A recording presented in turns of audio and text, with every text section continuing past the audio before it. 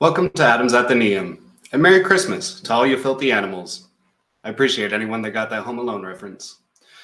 Welcome back to another episode where today we're going to talk about this week's headlines, as I didn't upload last week because there was just too many big news sections going on that I didn't have enough time to really delve into and educate myself about before we're talking about with you, my audience. So we're going to kind of catch up a little bit and just kind of briefly go over some of these headlines, as again, with my work schedule, I'm not having enough time to delve deep enough into these articles or these news headlines as need be. But I figure if we all at least have the same headlines, know about the same news stories, we can then, determine in our hierarchy of priorities where we should investigate. So let's start off here with a tweet I found from Isabella Maria De Luca. This was on Twitter, posted yesterday. It says, "This is your reminder that Ghislaine Maxwell was found guilty 349 days ago now of child trafficking, and not one predator that paid to be on an island with minors has had their name released, their home raided, or been arrested. I would also like to remind you of this. We put essentially two mass child traffickers. What am I trying to say here? We tried to charge them accordingly with the law. Epstein got Epsteined, supposedly. And Ghislaine Maxwell had some kind of like a secret trial where she was not forced to reveal the names of those who had been to the island. So she's found guilty, but the court isn't pressing her to find out who else is guilty of fornication with minors at the very least. That's sad in itself. The media wants to hide that from you. Does that not tell you anything about the current state of the media? I'm sure many have heard. At this point, it's kind of almost an annoyance to me. This next article is from Roll Call. It's titled Ukraine's Zelensky pleads with Congress for more military aid. And in this article, they talk about this battle cannot be frozen or postponed, the visiting wartime leader said. Let's scroll down a little ways here. While a brewing winter storm contributed to some lawmakers staying away from the nighttime address, some House Republicans who oppose financial support for Ukraine, like Rep. Thomas Massey of Kentucky, made it known that they were boycotting the speech. Others, some House Republicans who oppose sending additional aid, attended the speech, including Representative Matt Gaetz of Florida and Lauren Boebert of Colorado. But the duo remained seated during the many standing ovations Zelensky received throughout his roughly 20-minute speech. And to summarize his roughly 20-minute speech, it says here, with the $44.9 billion in new emergency military, economic, and humanitarian aid to Ukraine that Congress is on track to clear by week's end as part of the fiscal 2023 omnibus spending measure, total approved American taxpayer support to Ukraine since February will amount to roughly $100 billion. Zelensky said to a standing ovation, "Your money is not charity. It is an investment in the global security and democracy that we handle in the most responsible way." I get it. You're at war. Depending on the day, depending on the news source, you're kind of losing. You've kind of always been losing. And a lot of people just get in their feelings about this war and just automatically want to put up the blue and yellow Ukraine flag. I get it. They had an unjust war started against them and they should defend themselves. But why is it my job to fund them? We didn't vote on this. I didn't agree that my taxpayer dollars should go to Ukraine, nor did you. So that begs another question. They said roughly $100 billion has been sent to Ukraine, right? So that makes me ask, how much money exactly has the United States given to Ukraine? So from this next article, Business Kinda, it says here, let's scroll down a little bit. From 2014 through October 14, 2022, funding for that category totaled $20.3 billion. Keel alleges that the United States provided the Ukrainian government with financial assistance of $54.43 billion in both military and non-military terms. The estimated $54.43 billion from Keel and the additional $37 billion proposal from the White House would total $91 billion for the U.S. involvement in Ukraine. And they say, let's put $91 billion in perspective. According to Keel, the member states and institutions of the European Union have given Ukraine $30 billion. Russia's most recent annual defense spending was estimated at $77 billion by the Jamestown Foundation. Now, Maine's gross domestic product was almost $78 billion in 2021. Of course, none of this matters if one ignores the total government debt of $31.3 trillion owed by the United States. So essentially what they're pointing out here is, yes, we have given them just under $92 billion in financial, military, humanitarian aid. Russia's defense spending is about $78 billion. And everyone else around the world, more or less, has only contributed $30 billion to Ukraine. We have tripled that in our support to Ukraine. However, Maine, what they make and sell, their gross domestic products worth is $77.9 billion in 2021 annually. So they're trying to say that even though Russia's spending what seems to be billions and billions of dollars on defense, our own states are making that much in their GDP, roughly on an annual basis. Okay, so that brings me to one more question. If we just pass, if we just agreed to send over, now we're at a total of $91 billion to Ukraine, how much debt does that put us in? So let's pull up another article here together. We've got here from CNN. I like to spread the love around between news sites that I use. I try to stay away from some of the mainstream sources and give love to the lesser known sources, less heard about people who do have their facts correct. But sometimes you got to go to the big name sources. So here we are at CNN by Tammy Luby and Katie Labasco, December 23rd.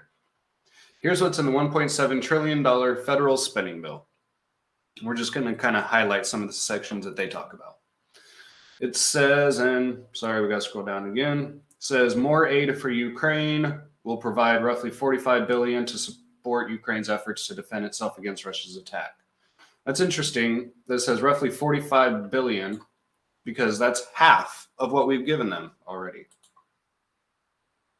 Emergency disaster assistance to help Americans in the West and Southwest, from tornadoes, hurricanes, wildfires. I say that's a good idea, but my question is, let's say in California, are you going to do forest fire prevention with that money? Or Oregon, Washington, are you going to clean up the debris in the forest, and are you going to thin out the forests with this money? Or is it just going to go to some kind of a slush fund? Overhaul of the electoral vote counting law. A provision in the legislation aims at making it harder to overturn a certified presidential election, the first legislative response to the U.S. Capitol insurrection and then President Donald Trump's campaign to stay in power despite his loss in 2020. The legislation would clarify the vice president's role while overseeing the certification of the electoral result to be completely ceremonial. It also would create a set of stipulations designed to make it harder for there to be any confusion over the accurate slate of electors from each state. So this, to me, sounds like we're trusting the government to police itself. I don't know if any of you know anything about the world, but the one thing the government does good at is sucking at its job. That's it. The 9 most dangerous words you can hear in the United States is, "Hi, I'm from the US government, and I'm here to help."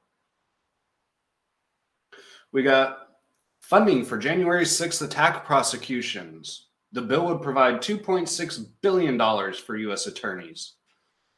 Wow, that's a lot of money for a lot of people that were locked up on frickin' misdemeanors for years in solitary confinement, some not having access to medical treatment for months, if not over a year. Interesting. The package also gives $11 billion to the FBI for efforts to investigate extremist violence and domestic terrorism. Really? So does that mean with this $11 billion, we're going to finally find out the names and the actions and the consequences of FBI agents who instigated January 6th, such as Ray Epps, that the FBI and the media don't want to talk about? Retirement savings enhancements. Sounds to me like they realize Social Security is falling apart, and they're trying to make it sound like they're doing something good for the American people and for your future. They're not. If they were, they would refund Social Security. TikTok ban from federal devices. This is a good start, but we're only going to ban TikTok from federal devices. It's spyware. They are spying on us. They are taking and stealing our data to be used against us in or out of a court of law. I agree with banning it from federal devices. However, why in the hell are we not just going to ban TikTok in America, period? Why not?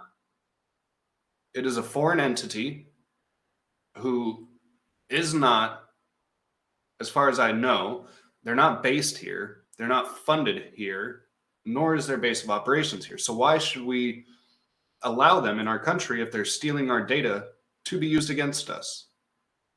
Again, there's drones that can identify you by a picture of your face and fire a ballistic shot at your forehead that will detonate basically in the middle of your skull. So the Chinese, all they need is your logging in credentials, your thumbprint, your facial recognition that you use to get into your phone. TikTok steals that. And now the Chinese government has that. If they wanted to use those types of drones against us, you're going to be the first to go because they've already got your information from TikTok. I agree banning TikTok from federal devices. But if we wrote it into legislation to ban it from federal devices, don't you care about the American people too? Why don't you protect everybody instead of just yourselves? Protections for pregnant workers sounds pretty good. Changes to Medicaid and other healthcare programs. Sounds like a bunch of nonsense to get people stuck on government support. Increased support for the military and veterans. The package would fund a 4.6 pay raise for troops and a 22.4 increase in support for VA medical care. I mean, the troops deserve a raise, don't get me wrong. However, if we're more concerned about not calling military ranks as they are by yes, sir, no, sir, yes, ma'am, no, ma'am. If we're going to start saying that this is sexist and misogynistic and it shouldn't be allowed in the military, I say defund the military. If you're going to become a political propagandist tool instead of a bunch of fucking manly men and women ready to kill and die for this country, you don't deserve to be in the military, let alone be funded. We need people in the military who are willing to kill the enemy and are willing to die for their country in honor. Of course, the VA should get more medical funding. However, they need to do a better job. They've been, again, don't trust the government to do anything. They suck at their job. You can go to the VA and you might get very good treatment years after your problem started. Beefing up nutrition assistance. It would Establish a permanent nationwide summer EBT program. Again, we're talking about government legislation to make people depend on government funding, which means more taxpayer dollars going to people that don't deserve it always. Some people do. My sister, she was on EBT and SNAPs and she needed it. But government welfare assistance programs like these lead to more poverty and lead to dependence on government, and that is not good. You must teach financial independence and stability first. Higher Pell Grant awards. Oh, gee, is that because the cost of college is so freaking much? Help to pay utility bills. Oh, what do you know? Depend on the government some more. Additional funding for the U.S. Capitol Police. Wow. Wow, you Democrats are bold. You're going to fund the Capitol Police because you're scared of another January 6th attack, but you're going to demand the defunding of the police across the nation. You, nothing but a bunch of hypocritical bastards. More money for childcare.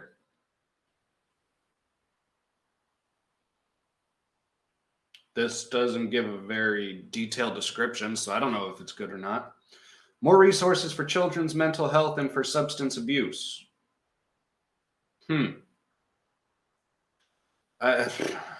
What do they mean by children's mental health? Are they talking about the transgender ideology that's trying to take hold of your children and take them to adult drag shows? Or are we talking about substance abuse where they, to help people get off drugs, they give them crack pipes? Tell me how that makes sense. Or we're going to put Narcan in vending machines. That way, you and your buddy can go and overdose together. Just make sure that one of you overdoses first and the other buys the Narcan and revives you. And then he can overdose, and you, while you're still recovering from your Narcan overdose, you can buy some Narcan for your buddy and help him from his overdose. What the hell kind of a solution is that to the actual drug problem? It's not a solution. You're encouraging it. More support for the environment. What in the fuck does that mean? It was support for enforcement and compliance, as well as clean air, water, and toxic chemical programs after years of flat funding. Interesting. We're getting into the Paris Climate Accord debates. We already have rules, laws, and legislations that dictate that America has super high standards for the air, the water, and the toxic chemicals that we put out. In fact, we are more regulated than China. China's allowed to break their treaties, their international treaties on pollution. And we don't fine them. We don't care. No, we're just going to complain about what we may or may not actually be doing. And then they're upset that you don't get more money for having a kid, and they're upset that there's no new banking laws federally for marijuana. Okay. Great job, CNN. Stuff that we actually care about. It goes to show what you're trying to lead your readers towards. Full government support. Full reliance on government. You people are idiots. Now, I've actually heard about this on a radio program this week, and I wanted to bring it up to you because I knew CNN wasn't going to talk about it. And what do you know? They didn't. However, we've got it here from Breitbart Media, breitbart.com/politics. The article is titled Omnibus Spending Bill, $410 million for border security. That sounds great, right? Except this $410 million for border security is going to the Middle East. Let's read more. Excuse me. From John Binder, sorry. The spending bill includes $410 million for enhanced border security in Jordan, Lebanon, Egypt, Tunisia, and Oman. At least $150 million of the funding is to be used to help Jordan secure its borders. The hundreds of millions of dollars for border security, thousands of miles away from the U.S., comes after Republicans and Democrats negotiated a similar plan in March that saw about $370 million go to border security initiatives in the Middle East and North Africa. So you take 370 million plus 410 million. We've given away $780 million to the Middle East and North African countries to protect their borders, because border security is important when you're surrounded by terrorists who want to attack or invade your country. When you have people that want to mass migrate, irregardless of the laws, irregardless of the available support or lack thereof. No. The Democrats are going to call you a racist piece of shit for wanting to finish the wall at the border, to block this mass influx of migrants that has never stopped since Biden took office, to help prevent fentanyl from coming in, flowing in through the border. Chinese-supported fentanyl moved through Mexican cartels. We don't want to finish our own wall because it's supposedly fucking racist, yet you have a fence around your house. You have a front door that you lock, and yet you are going to send money to North African and Middle Eastern countries. Almost $800 million worth of funding, yet you won't even protect yourselves. I don't give a damn about Lebanon, Egypt, Tunisia, Oman, or Jordan and their fucking borders. Why do I care about their borders? Are they a NATO ally? Are we forced to go represent them in war? What do they do for us? Is it a fair trade? Has everyone been paying their dues to each other over the years, like Trump was trying to investigate? So what idiotic Republican senators voted for this insane spending bill? Almost $1.8 trillion in new spending of new debt. Who voted for it on the Republican side? Because y'all are traitors. You're traitors to the party and to your countrymen. And we're going to call it out. Mitch McConnell, first off, yes, Mr. Frogface, you betrayed your country and you lied to your supporters and constituents by telling them that this is a good thing because Republicans are getting, what did he say? Something like $45 billion of funding that we want for the military or something. Screw you, Mitch McConnell. What do you bastards in Washington not understand about $31 trillion in debt? We're going to finish that thought up in just a minute. Let's finish reading here about and call out these dastardly Republicans who supported this bill. Here's a list of Republican senators who voted in favor of the bill. Now, before we read their names, I'm not calling for violence. I'm not calling for protests or harassment or doxing or anything like that. I'm giving you these people's names so that way when it comes time to vote, next 2024 cycle, 2026 midterm cycle, you know who to vote out. You know who has betrayed you, and you know who you need to legally and morally take action against in the proper procedural way, which is by voting. Roy Blunt, Missouri. John Boozman, Arkansas. Shelley Capito, West Virginia. Susan Collins, Maine. John Cornyn, Texas. Tom Cotton, Arkansas. Lindsey Graham, South Carolina. Jim Einhoff, Oklahoma. Mitch McConnell, Kentucky. Jerry Moran, Kansas. Lisa Murkowski, Alaska. Rob Portman, Ohio. Mitt Romney, Utah. Mike Rounds, South Dakota. Richard Shelby, Alabama. John Thune, South Dakota. Roger Wicker, Mississippi. And Todd Young of Indiana. You have all betrayed the Republican values, conservative values, and you should withdraw from your position in leadership.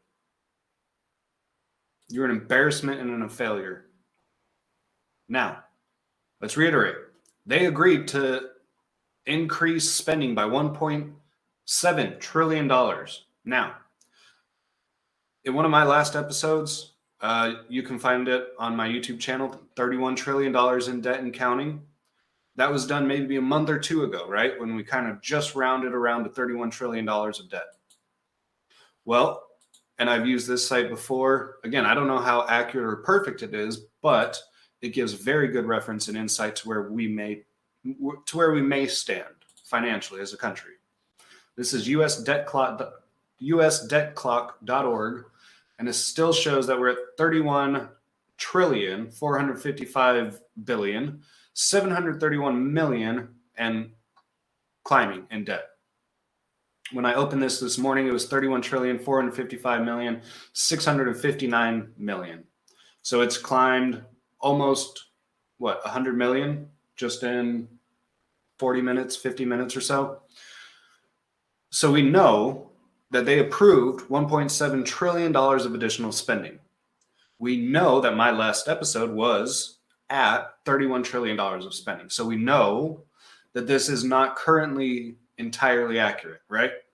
If we agreed to spend another almost $2 trillion, we should be at almost $33 trillion in debt, according to this debt clock. That's where we should be. So again, this may not be perfectly accurate, but it gives a very good representation of the crisis we're in. We owe $31 trillion in debt. That averages to $94,291 per person if we were to try and pay that off ourselves, right? The U.S. federal debt to GDP ratio, back in the 60s, it was 52%. 1980, 34%. 2000, 55%. And now it's at 121%, the federal debt to GDP ratio. We have unfunded debt and interest. And you can just see these numbers climbing. Student loan debt, even though it's on hold, still climbing. Trade balance, U.S. debt held by foreign countries, $7 trillion. Social Security liability, $22 trillion. Medicare liability, $34 trillion. U.S. funded liabilities, $173 trillion. I mean, you should take a look at this yourself. State debt, $1 trillion, which amounts to $3,000, almost $3,800 per person. Local debt, about $6,900 per person. What do you bastards in Washington not understand about? We are in debt. We have no money. We have less than no money. We owe everybody else all the money that we will ever make in the however long it takes to pay off 31 trillion fucking dollars. We don't have money to spend on these packages, to fund the government, when you're not even doing anything good for the people anyway. And then we have stupid, insane stories like this next one I'm about to bring up. This is deputies, cops, local city, like on the beat cops, local sheriffs, and jailers. And I can't play this entirely due to, YouTube's policies, but I'm trying to get the main screen loaded up here, just to kind of show you the hypocrisy of our judicial system right now. Essentially here it says deputies and city cops try to arrest each other after a heated exchange. And again, because we can't watch the whole thing together, essentially what it says is, or what happens is, basically, there's different levels of priority, and certain counties, jurisdictions, or levels of law enforcement are given priority over others. And the jailer gets to determine who is brought in at what time, if they can allow more people or not. Okay? So they try to help with the flow of inmates coming in. Long story short, the sheriffs, the deputies, the jailer, and the city beat cops all start getting into a tussle. All start calling their their bosses, their captains, to come down and talk to these stupid sergeants that are arguing over nothing. You've got like 8 officers trying to bring inmates into a jail, all on felonies, mind you. The jailer will not let them in because he says, I have priority. However, there's no one at the top of the priority list bringing in inmates right now. So he should have let in these other folks, inmates, and started processing these most likely violent, felonious offenders. What does he do? Puffs out his chest and he says, no, get your cars out of my way. I'm not letting in these people because we have priority, and it's not my decision. It comes from higher than me, but we're not going to let you guys in, basically. And it's a big shit show. And in the end, 8 people that should have been in jail for felonies ended up being released on like court citations, basically saying, come to court in 2 months for your felony. Because these fucking laws and officers who refused to properly enforce the law had a pissing contest with each other. And now 8 violent offenders were back on the streets for 2 months. Mind you, while all this was going on, there was a call on the radio that you can hear during this video if you want to go check it out for yourself. There was, I believe, an armed burglary taking place. And dispatch is calling to these officers like, hey, we need someone on the rails now. We need someone to get out there to this armed robbery. And they say, hey, we're sorry, we can't. We're stuck at the jail because this guy won't process our inmates. And we can't just leave our inmates sitting on the side of the street. He's going to run away. So we can't come to the call. Dispatcher was like, oh, great. What kind of law enforcement is that? You're dumb if you blindly back the blue. Of course, I still support law enforcement, individuals.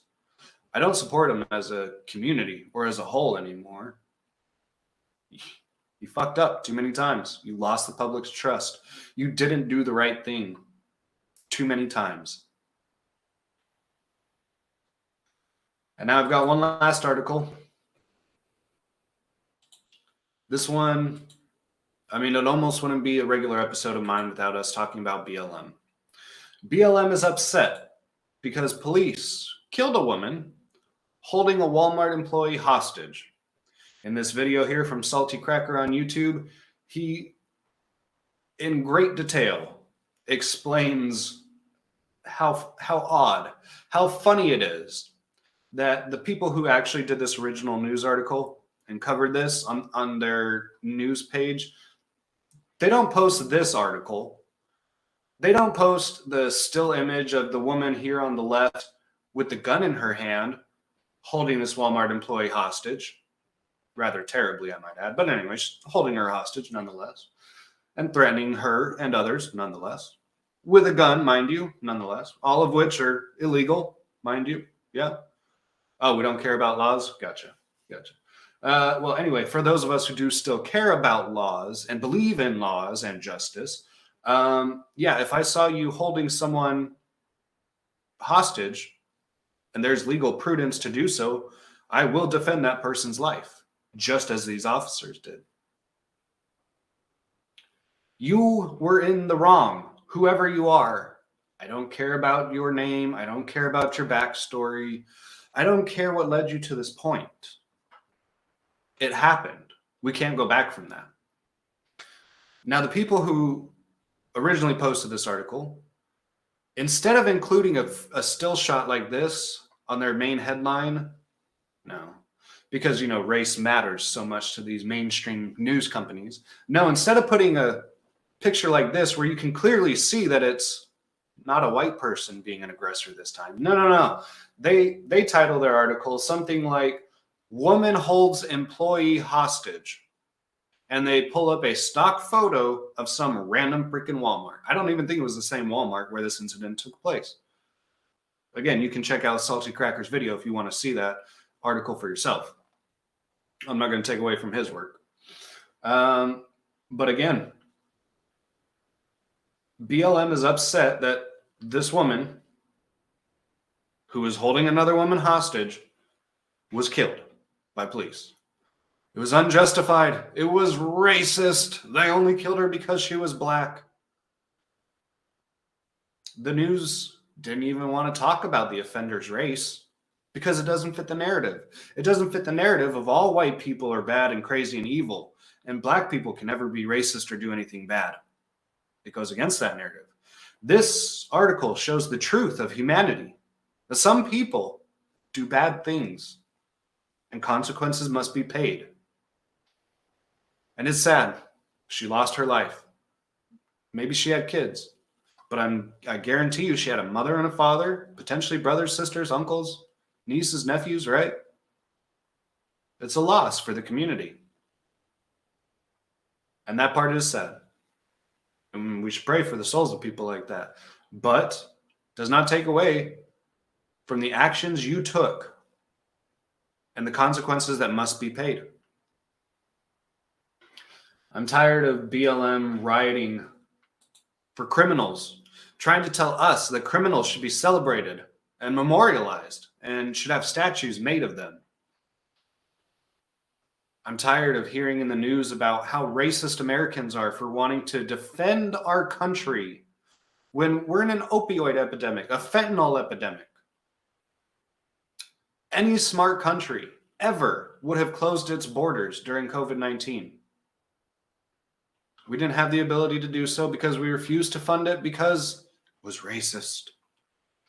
Yet here we are, the very people, the very same Democrats who would call you a racist for wanting to put a border around America. They're fine for putting a border around Egypt, Tunisia, Oman, Jordan, and other North African and Middle Eastern countries. They would tell your child, hide your sexuality and your gender from your parents. They would tell these children, feel free to go to these adult, kid-friendly drag shows. They would tell your kids whether to spit or use lube on anal plugs and dildos. You cannot trust the Democrat Party that is currently in power. This far-left radical agenda has destroyed this country. Feminism, in its current state, has destroyed women, relationships, and marriages. Women have got a lot to learn and to change from. And I don't mean that towards all women. There's many very good souls out there, beautiful people inside. Plenty of people are beautiful inside and outside, but true character beauty matters to me. Are you truly a good person? Is your soul filled with light or darkness? That's all I care about. I don't want to hear that you're some bad bitch, independent woman who doesn't need a man and can make her own way in the world. Cool. I don't need you. You're so brainwashed into thinking that you don't need anything from a man. Cool. When you're the last human being on earth and you don't know how to build a bridge, build a road, fix a car, boil water to have safe drinking water, change an air filter, steal gas from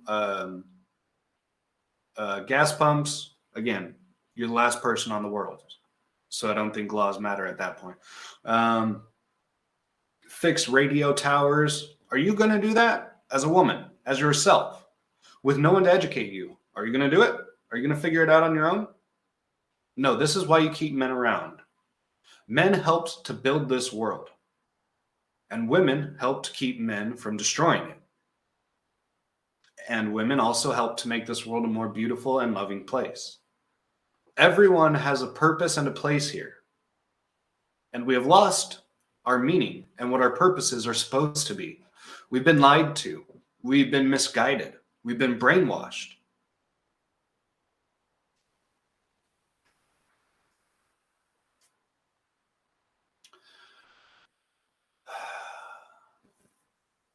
Like I said, there's a lot of big things happening in the news. These are big stories that each of these stories individually, I could probably talk about an hour each about the consequences, the effects, or the cause and effects of each of these stories and their implication on society. However, in this case, and again, I apologize for not uploading last week. It was a rather busy work week.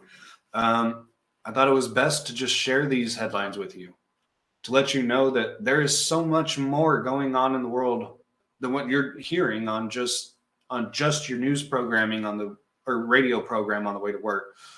so much more happening than just what you're hearing on the 5 o'clock news for 20, 30 minutes in the evening, or on the weather report before you go into work, or, the couple articles you see as you scroll through Facebook trying to look for something funny. Like, big articles like this are being deliberately hidden from you.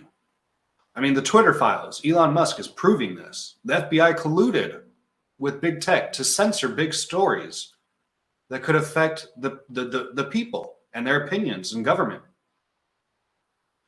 Yet here we are. Here we are, my friends. Again,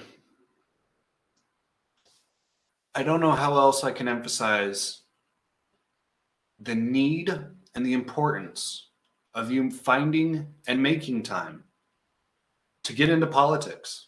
It sucks sometimes, and it's annoying, and it can be a heavy burden, as some may call it. However, in today's society, with technology the way it is, I don't see it changing anytime soon. Politics is going to affect everything in your day and life. And if you're not paying attention to politics, you won't recognize how it's affecting your everyday life. You're just going to keep on putting along, voting blue, voting red, not actually knowing about the issues or understanding how the issues came to be, who started the issues, who supported the issues, and how you can change it. We have to become more informed. I can only bring so much to you. I beg that you do some of this legwork on your own too. The benefits will far outweigh the time spent educating yourself. If we all have the truth, the internet cannot defeat us anymore.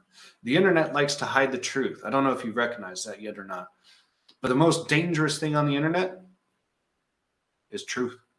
Because it's so easy to fabricate a lie on the internet, to fabricate a story, to omit facts and censor data and deny truths. So it's important that you educate yourself, not just from one source, but from many sources. And I'm here to remind you of that.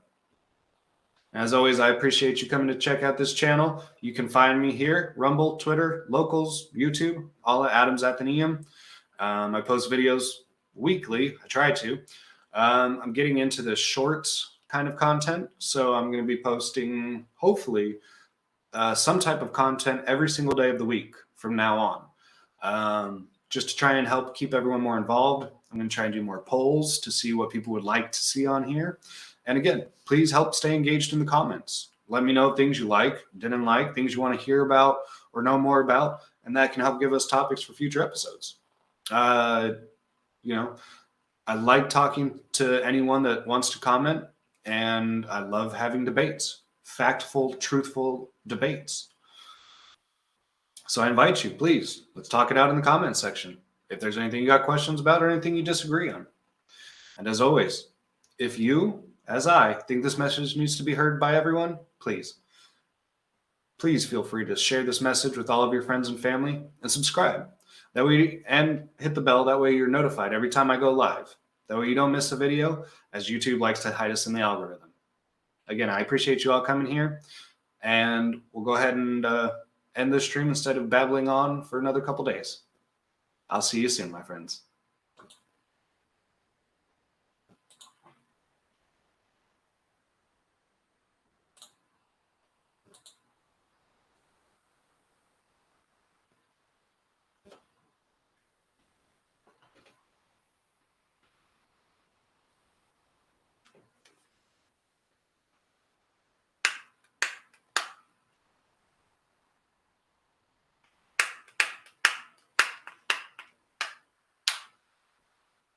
This week's headlines, as I didn't upload last week because there was just too many big